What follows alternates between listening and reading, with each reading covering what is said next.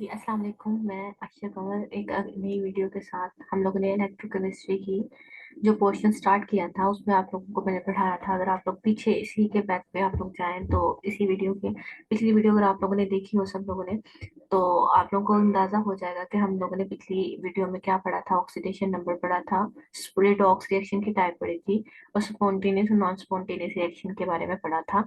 इसके बाद जो हम लोग देखेंगे कि कंडीशंस क्या हैं और क्या-क्या इलेक्ट्रोकेमिस्ट्री कहाँ-कहाँ पे अप्लाई होती है, जिसमें हम लोग इलेक्ट्रोकेमिकल सेल के बारे में पढ़ेंगे और इलेक्ट्रोकेमिकल सेल के अलावा हम लोग डिफरेंट किस्म की टर्मिनोलॉजी जो कि इलेक्ट्रोकेमिस्ट्री में बहुत ज़्यादा यूज़ होती है। लेकिन इसको स्टार्ट करने से पहले मैं आपको बता दूँ AK केमिस्ट्री मेरा यूट्यूब चैनल है। ये इसका लिंक भी गिवन है। इलेक्ट्रोकेमिस्ट्री का हम लोगों ने मॉड्यूल स्टार्ट किया हुआ है। इसी के ऊपर पूरी कोशिश होगी कि इसके 3 या 4 लेक्चर जो है ना इसके प्रोवाइड किए जाए आपको। सबसे ज़्यादा जो प्रॉब्लम आती है स्टूडेंट्स को वो मोस्टली केमिस्ट्री में ये प्रॉब्लम होती है कि फिजिकल केमिस्ट्री का जो आपका पोर्शन होता है या मोस्टली क्या होता है कि केमिस्ट्री में कुछ ऐसे टॉपिक्स होते हैं जिनके अंदर उनको कंफ्यूजन होती है कि ये कहाँ से आई हैं चीजें और ये क्यों मतलब किस तरह से एक्सप्लेन की जाती है। जैसे मैथमेटिकली जो केमिस्ट्री होती है वहां पे आप लोगों को प्रॉब्लम्स होती हैं। तो मैंने मोस्टली जो काम किया इसका इलेक्ट्रोकेमिस्ट्री से स्टार्ट किया, एक इजी मॉड्यूल से स्टार्ट किया है ताकि आप लोग फिजिकल केमिस्ट्री के अंदर भी उसी तरह से दिखा सकें जिस तरह इनऑर्गेनिक और ऑर्गेनिक के अंदर इंटरेस्ट शो करते हैं।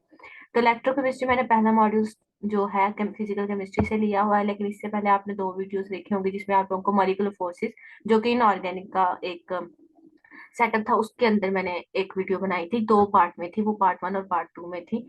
अब जो हम पढ़ रहे हैं वो इलेक्ट्रोकेमिस्ट्री है और इलेक्ट्रोकेमिस्ट्री के अंदर हम लोगों ने ऑक्सीडेशन नंबर तक पढ़ा था। आज जो हम लोग लेक्चर में स्टार्ट करेंगे वो आप लोगों का जो ऑक्सीडेशन स्टेट के बाद था इलेक्ट्रोलाइट्स। इलेक्ट्रोलाइट क्या होते हैं? सबसे पहले तो कोई भी ऐसी चीज जो क्या करे कि उसके अंदर एबिलिटी हो कंडक्ट करने की इलेक्ट्रिसिटी को, जब उसको क्या किया जाए आप लोग जान तो उसको एक्वस सोल्यूशन बना लो उसका या उसको मोल्टन फॉर्म में कन्वर्ट कर लो।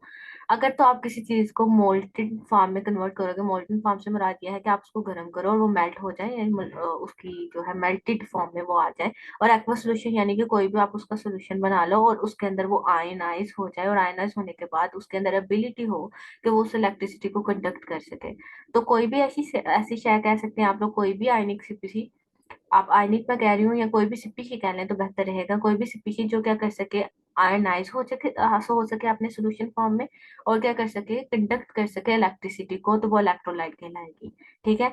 इसके अंदर एबिलिटी होनी चाहिए कि वो आयनाइज हो जाए। अगर वो आयनाइज नहीं होगी तो इसका मतलब है वो आयंस में कन्वर्ट नहीं होगी, और अगर वो आयंस में कन्वर्ट नहीं होगी तो वो इलेक्ट्रिसिटी को कंडक्ट करने के काबिल नहीं होगी। फॉर एग्जाम्पल मेटल्स की बात करें तो क्या होता है कि उसमें इलेक्ट्रॉन्स होते हैं जो कि इलेक्ट्रिसिटी को एक जगह से दूसरी जगह लेके जाते हैं।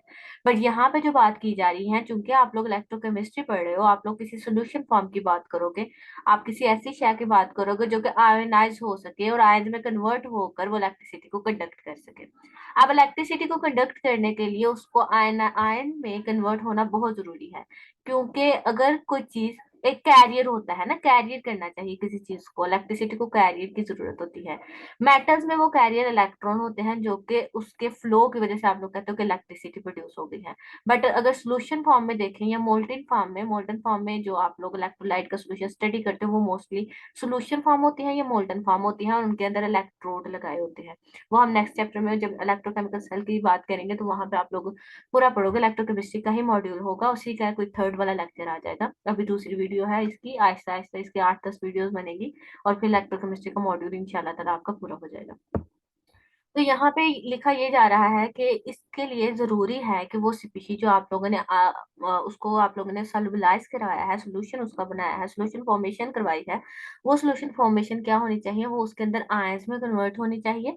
सोल्यूशन के अंदर वो आयंस में अगर कन्वर्ट नहीं होगा तो वो आयंस ही नहीं बनेगा, कोई कैरियर ही नहीं होगा इलेक्ट्रिसिटी को कैरी आउट करने के लिए। तो इसकी सबसे इंपॉर्टेंट जो कंडीशन है वो है कि आपकी कोई भी स्पीशी हो वो एबिलिटी रखती हो आयोनाइज होने की।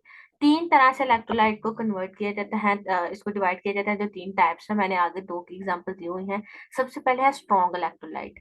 ये ऐसे इलेक्ट्रोलाइट्स होंगे, ये ऐसे स्पीशीज होंगे जो कंप्लीटली आयनाइज हो जाएंगे आयनिक फॉर्म में। आपने जब सोल्यूशन इसको बनाएंगे तो सोल्यूशन के अंदर जाते ही वो पूरे के पूरे आयनाइज हो जाएंगे और इनके पास स्ट्रॉन्गेस्ट एबिलिटी होगी इलेक्ट्रिसिटी को कंडक्ट करने की, एक जगह से दूसरी जगह कैरी आउट करने के लिए। ठीक है। अब वो इसकी एग्जांपल मैंने सोडियम क्लोराइड की दी हुई है, तो सोडियम क्लोराइड को जैसे ही आप लोग वाटर में सॉल्युबलाइज करवाओगे तो वो पूरे आयन में कन्वर्ट हो जाएगा, सोडियम अलहदा हो जाएंगे, क्लोरीन अलहदा हो जाएंगे, तो कहते हैं कि वो कंडक्ट कर सकेंगे इलेक्ट्रिसिटी को। वीक इलेक्ट्रोलाइट भी इलेक्ट्रिसिटी को कंडक्ट कर सकते हैं, बट ये वीक इलेक्ट्रोलाइट है, इसका मतलब है ये आयनाइज तो होते हैं बट उतने नहीं हो पाते। फॉर एग्जांपल NaCl के केस में अगर ये 98 to 99% या 100% भी आयनाइज हो सकते हैं स्ट्रॉन्ग इलेक्ट्रोलाइट। जब वीक इलेक्ट्रोलाइट जो है ना, वो ऑलमोस्ट 48 to 50% और इससे भी कम ही आयनाइज होते हैं, और कंडक्ट तो करते हैं क्योंकि वो आयनाइज तो हुए हैं थोड़े बहुत। तो आयनाइजेशन की वजह से इलेक्ट्रिसिटी तो कंडक्ट करते हैं, बट वो इतने ज्यादा आयनाइज नहीं होते जितने के स्ट्रॉन्ग इलेक्ट्रोलाइट होते हैं, इसलिए इनको वीक इलेक्ट्रोलाइट्स कहा जाता है। मीन की इसकी डेफिनेशन ये होगी कि these are those electrolyte which have the ability to conduct electricity but not completely ionise. इसको कह सकते हैं ये पार्शली आयनाइज होते हैं, कंप्लीटली आयनाइज नहीं होते। तो जो पार्शली आयनाइज होते हैं वो कंडक्शन भी उतने ही करवाएंगे जितने उनके पास आयंस बने होंगे। तो अबिलिटी तो होती है कंडक्ट करने की, लेकिन वो अबिलिटी भी स्ट्रॉन्ग इलेक्ट्रोलाइट से कम होती है। इसकी एग्जाम्पल मैंने एस्टिक एसिड दी है, लेकिन उसकी कोई आपको ग्राफ नहीं शो करवाया हुआ, वो आप लोग देख लीजिएगा। एस्टिक एसिड जो है वो एक वीक आयनाइज स्पीशी है, वो थोड़े बहुत अपने हाइड्रोजन एटम, जो हाइड्रोजन के आयन है वो लूज करता है और एसिटेट आयन बनाता है, तो उनकी वजह से वो इलेक्ट्रिसिटी तो कंडक्ट करते हैं, बट वो उतने आयनाइज नहीं होते जितने सोडियम क्लोराइड एक स्ट्रॉन्ग इलेक्ट्रोलाइट होता है। फिर एग्जाम्पल है नीचे थर्ड वाली जो टाइप है नॉन इलेक्ट्रोलाइट, ये ऐसी स्पीशी होंगी जो बिल्कुल भी आयनाइज नहीं होंगी, ना ही ये आयनाइज होंगी, ना ही इनके अंदर एबिलिटी होगी इलेक्ट्रिसिटी को कंडक्ट करने की। जैसे ऊपर एग्जांपल देखें शुगर की, ये मॉलिक्यूलर स्पीशीज होती हैं। मॉलिक्यूलर से मुराद ये पूरे मॉलिक्यूल्स की फॉर्म में डिसोसिएट होती हैं, ठीक है। टूटती हैं तब भी मॉलिक्यूलर फॉर्म, पूरा पूरा मॉलिक्यूल टूटता है उनका, एक दूसरे से सेपरेट आउट होता है, इनके आयंस नहीं बन पाते। तो ना ही आयन बनेंगे, जब आयन ही नहीं बनेगा कोई कैरियर ही नहीं होगा कंडक्ट करने के लिए इलेक्ट्रिसिटी को, इस वजह से क्या होगा आप लोगों की जो सीपीयू होगी वो क्या होगी, नॉन इलेक्ट्रोलाइट, जिसको मतलब है कि वो एबिलिटी नहीं रखते इलेक्ट्रिसिटी को कंडक्ट करने की। अब वही जो आयनाइजेशन है उसको आप लोग डिफरेंट टर्मिनोलॉजी में, जैसे डिग्री ऑफ आयनाइजेशन के, वो इलेक्ट्रोलाइट था जो एबिलिटी रखता है इलेक्ट्रिसिटी को कंडक्ट करने की। क्यों? क्योंकि वो आयनाइज हो जाता है। कौन सा इलेक्ट्रोलाइट कितना आयनाइज होगा, आप उसको डिग्री ऑफ आयनाइजेशन कहते हो। तो डिग्री ऑफ आयनाइजेशन की स्पीशीज देखें, the species of an electron which undergo of ionisation, ठीक है, कि कोई भी स्पीशी जो आयनाइज हो सकती है वो कितनी एबिलिटी रखती है आयनाइज होने की, उसको डिग्री ऑफ आयनाइजेशन कहते हैं। मसलन आप लोग कहते हो कि मेरी एक स्पीशी है, उसकी एबिलिटी है 98%, वो आयनाइज हो जाती है, 2% नहीं होती, तो आपको होगा कि उसकी डिग्री ऑफ आयनाइजेशन 0.98 है, जिसको आप लोग क्योंकि वो परसेंटेज से हटा के परसेंटेज आयनाइजेशन भी हो सकती है, मैं सिर्फ डिग्री ऑफ आयनाइजेशन की बात कर रही हूँ, जिसको आप लोग 0 से 1 के दरमियान उसकी वैल्यू हो सकती है। जीरो, बिल्कुल जीरो का मतलब है कि नॉन इलेक्ट्रोलाइट है, जीरो से ऑनवर्ड आना शुरू होगा तो वीक इलेक्ट्रोलाइट से फिर स्ट्रॉन्ग इलेक्ट्रोलाइट की तरफ आएगा। 1 वाला कंप्लीटली स्ट्रॉन्ग इलेक्ट्रोलाइट होगा, 0 वाला नॉन इलेक्ट्रोलाइट होगा, और इनके दरमियान में वीक और स्ट्रॉन्ग की दो रेंज चलेगी, ठीक है। तो द फ्रैक्शन, और इसकी डेफिनेशन दूसरे लफ्जों में किस तरह से की जा सकती है, the fraction from total number of molecule of solute which are present in the solution to form an ion. ये इसको आसान लफ्जों में ये कहते हैं कि आपने जितने नंबर ऑफ आयन सीपीसी लिया, फॉर एग्जांपल मैंने 12 मॉलिक्यूल, फॉर एग्जांपल लेट कर लेते हैं कि 12 मॉलिक्यूल लिए हैं किसी चीज के, या 12 आप लोग कहते हो सीपीसी लिए हैं, उनमें से 10 जो है वो डिसोसिएट हो जाते हैं, आयनाइज हो जाते हैं, कन्वर्ट हो जाते हैं आयन के अंदर, ठीक है। तो 12 में से 10 हुए हैं, तो टोटल नंबर में से जितने आयनाइज हो जाए, वो फ्रैक्शन को अगर आप लोग डिवाइड करें तो वो उसकी डिग्री ऑफ आयनाइजेशन होगी। फिर अगर आपसे कोई पूछे कि percentage of degree of ionisation क्या होगी, तो आप उसको 100 से मल्टीप्लाई करोगे और आंसर आप लोगों के पास आ जाएगा। Determine by the measuring the equivalent conductance, ये इक्विवेलेंट कंडक्टेंस, इसकी सारी टर्मिनोलॉजी नेक्स्ट वाले आप लोग लेक्चर आएंगे तो आप लोगों को ये क्लियर होता जाएगा। फिलहाल के लिए ये देखें, इसका फार्मूला क्या है, degree of ionisation is the, ये जो लिखा हुआ है ना, ये आयनाइजेशन कांस्टेंट है जो कि किसी भी रिएक्शन के साथ दिया हुआ होता है। कांस्टेंट ऑफ रिएक्शन भी इसे कह सकते हैं, प्रोडक्ट ऑफ रिएक्शन की कंसंट्रेशन निकाल के सीपीसी बेसिकली है, क्या कहते हैं कि ये आयनाइजेशन कांस्टेंट होता है किसी भी सीपीसी का, किसी भी रिएक्शन के साथ दिया होता है। ये आप लोगों के पास टेबलेटेड फॉर्म में, स्टैंडर्ड फॉर्म में अवेलेबल होते हैं। इनको आप लोग कंसंट्रेशन पे डिवाइड करते हो, उस वक्त की अवेलेबल जितनी भी आपके इलेक्ट्रोलाइट की कंसंट्रेशन है उसके साथ डिवाइड करते हैं, तो जो आंसर निकलता है वो क्या होता है आपके पास, डिग्री ऑफ आयनाइजेशन का। अब इसके फार्मूला में एक इंटरेस्टिंग जो चीज है, वो इंटरेस्टिंग चीज ये है कि डिग्री ऑफ आयनाइजेशन कंसंट्रेशन के इनवर्सली रिलेटेड होती है। यानी कि आप लोग क्या करो, कंसंट्रेशन बढ़ाते जाओगे, जितनी ज्यादा कंसंट्रेशन बढ़ाते जाओगे तो उनकी डिग्री ऑफ आयनाइजेशन कम होती जाएगी, ठीक है। ये स्ट्रॉन्ग वीक इलेक्ट्रोलाइट दोनों के लिए मौजूद है। तो ये इसकी कंडीशन वीक इलेक्ट्रोलाइट के लिए वैसे ये ज्यादा होती है। मैं इसको आसान लफ्जों में कहूँ तो आप लोग क्या करो, आपके पास जो इलेक्ट्रोलाइट का सोल्यूशन बना हुआ है उसको डाइल्यूट करते जाओ।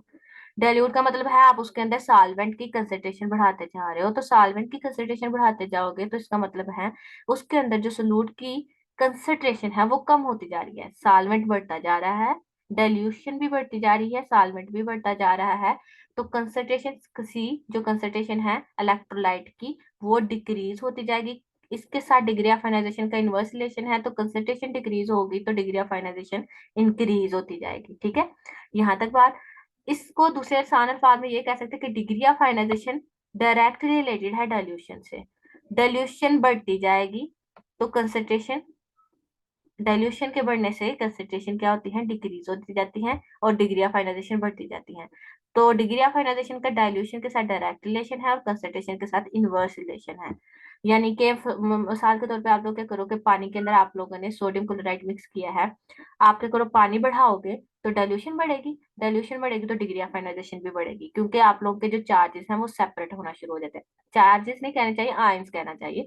आयंस जो है वो बेसिकली डाइल्यूशन की वजह से मजीद सेपरेट आउट होते जाते हैं, और वो सारे हर आयन जो है वो क्या करता है सेपरेटली अपनी जो है ना डिग्री ऑफ आयनाइजेशन काउंट करवाता है, जितनी भी वो हर अलग अलग से आयनाइज होना शुरू हो जाता है। जो दूसरा है वो है कंसंट्रेशन। तो अगर आप लोग उसी पानी के अंदर जो आपका सोल्यूट यानी कि सोडियम क्लोराइड अवेलेबल है उसके अंदर सोडियम क्लोराइड मजीद डाल दो तो कंसंट्रेशन इंक्रीज कर रहे हो।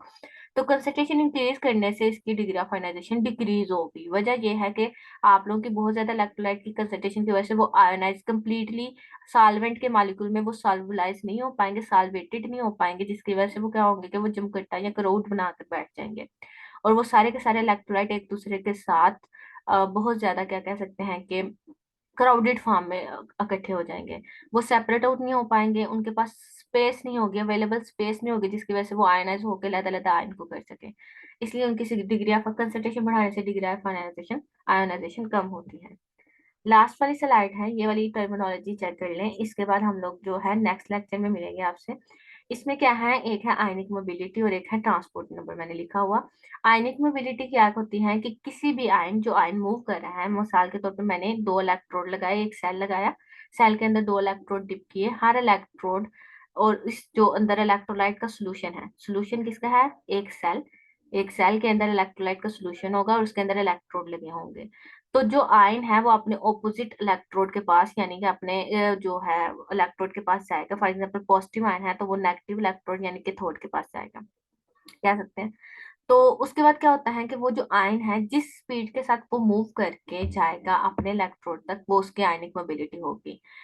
तो उसकी कंडीशन क्या है, उसका जो पोटेंशियल ग्रेडियंट होना चाहिए वो 1 वोल्ट पर मीटर होना चाहिए, यानी दोनों इलेक्ट्रोड के दरमियान जो आपने पोटेंशियल रखा होना चाहिए वो 1 वोल्ट है। ये ऐसे यूनिट की बात हो रही है, क्योंकि वो बहुत ज्यादा नहीं होता, बीकर जो है वो बिल्कुल छोटे छोटे से होते हैं, इलेक्ट्रोकेमिकल सेल जो होते हैं वो बहुत छोटे छोटे से होते हैं, उनके दरमियान 1 मीटर का फासला तो नहीं होता, लेकिन ये ऐसे यूनिट है, आप इसको मिलीमीटर और सेंटीमीटर में भी कन्वर्ट कर सकते हैं डिपेंडिंग अपॉन द कंडीशन कि आपके पास कौन सा इलेक्ट्रोकेमिकल सेल अवेलेबल है। तो मेजर ऑफ द वेलोसिटी कौन सा आयन कहता है कि आयन जो सॉल्यूशन में पड़ा हुआ है वो कितनी स्पीड के साथ अपने इलेक्ट्रोड के पास जाता है, और 1 वोल्ट पोटेंशियल ग्रेडियंट के लिहाज से मीटर पर मीटर के ग्रेडियंट के लिहाज से जितनी तेजी से वो जाएगा वो उसकी आयनिक मोबिलिटी होगी। इसके जो यूनिट है वो है मीटर स्क्वायर पर सेकंड पर वोल्ट। अगर इसको मैं नीचे फॉर्मूला मैंने लिखा हुआ है जो कि आयनिक वेलोसिटी, वेलोसिटी का यूनिट होता है मीटर पर सेकंड और पोटेंशियल ग्रेडियंट आपने वोल्ट पर मीटर लिया है, तो जो सबसे नीचे वाला मीटर है वो ऊपर जाके मल्टीप्लाई हो जाएगा तो आपके पास मीटर स्क्वायर पर सेकंड पर वोल्ट आ जाएगा इसका यूनिट। आगे अगर देखा जाए तो वो कहता है कि ट्रांसपोर्ट नंबर क्या चीज है। ट्रांसपोर्ट नंबर कहते हैं कि transport number of an ion is the amount of fraction of the current that is specifically carried by that particular ion. For example आपके पास एक इलेक्ट्रोलाइट का सॉल्यूशन है तो उसमें अगर पॉजिटिव के आयन मौजूद है तो नेगेटिव आयन भी मौजूद होंगे। अगर आप ये कहो कि आपने NaCl को ही डिसोसिएट या सॉल्युबलाइज कराया है तो सोडियम पॉजिटिव आयन और साथ क्लोराइड आयन भी बनेंगे। तो कहता है ट्रांसपोर्ट नंबर किसी एक आयन का, मैं सोडियम के आयन की बात करूं तो सोडियम आयन कितनी फ्रैक्शन ऑफ करंट को लेकर जाएगा। इलेक्ट्रोलाइट का मतलब यही था ना जो कैरी कर सकता है करंट को एक जगह से दूसरी जगह, तो वो जितनी करंट कैरी करेगा सोडियम अलहदा से क्लोरीन अलहदा से वो उसका ट्रांसपोर्ट नंबर होगा। हर आयन की डिफरेंट कैपेसिटी होती है करंट को कैरी करने की। और क्या होता है कि पॉजिटिव और नेगेटिव की भी डिफरेंट हो सकती हैं और सेम भी हो सकती हैं, डिपेंड करता है कि आपने कौन सा सार लिया हुआ है, कौन सी चीज ली हुई है। तो हर चार्ज या हर आयन कहूँ तो बेहतर रहेगा, हर आयन अपने लिहाज से, अपनी कैपेसिटी के लिहाज से करंट, फ्रैक्शन ऑफ करंट को अपने साथ कैरी करता है। तो वो जितनी करंट कैरी करके लेके जाएगा वो उसका ट्रांसपोर्ट नंबर होगा। इसको ट्रांसफेरेंस नंबर भी कहा जाता है। बट हमेशा हम याद रखना है आप लोगों के केटायन, आप लोगों ने क्या याद रखना है कि केटायन और एनायन की अगर ट्रांसपोर्ट नंबर को प्लस किया जाए, एडअप किया जाए, सम किया जाए उनका पूरे सोल्यूशन का, तो उसका आंसर जो आता है वो यूनिटी ही आता है, इससे ज्यादा नहीं आ सकता। यानी अगर आपका केटायन कैरी कर रहा है करंट 0.8 की, तो एनायन डेफिनेटली 0.2 लेके जाएगा। तो अगर आपके पास तीन चीजें मौजूद, तीन हैं तो दो चीजें मौजूद होंगी, आप तीसरी चीज खुद ब खुद निकाल लोगे। यूनिटी आपका सम आएगा, the sum of cation and anion transport number is always unity. उसका वन आ जाएगा आंसर। उसमें से अगर आपको केटायन का पता है तो आप केटायन में वन में से केटायन की माइनस कर लो, ट्रांसपोर्ट नंबर तो एनायन का आ जाएगा। अगर एनायन का पता है तो आप केटायन का निकाल लो। ठीक है, अभी तक के लिए इतना ही। मैं इसकी जो नेक्स्ट वाली वीडियो बनाएगी उसमें इलेक्ट्रोकेमिकल सेल के बारे में, इलेक्ट्रोलिटिक सेल और गैल्वानिक सेल के बारे में बताया जाएगा, तो वो आप लोग से नेक्स्ट डे में या शायद इसी दिन शेयर कर दी जाए। अगर इसके मतलब कोई क्वेश्चन हो तो आप लोग पूछ सकते हैं, कमेंट सेक्शन में पूछ सकते हैं। और अगर वीडियो पसंद आई हो तो आप लोग लाइक कर सकते हैं, सब्सक्राइब कर सकते हैं। अभी के लिए अल्लाह हाफिज।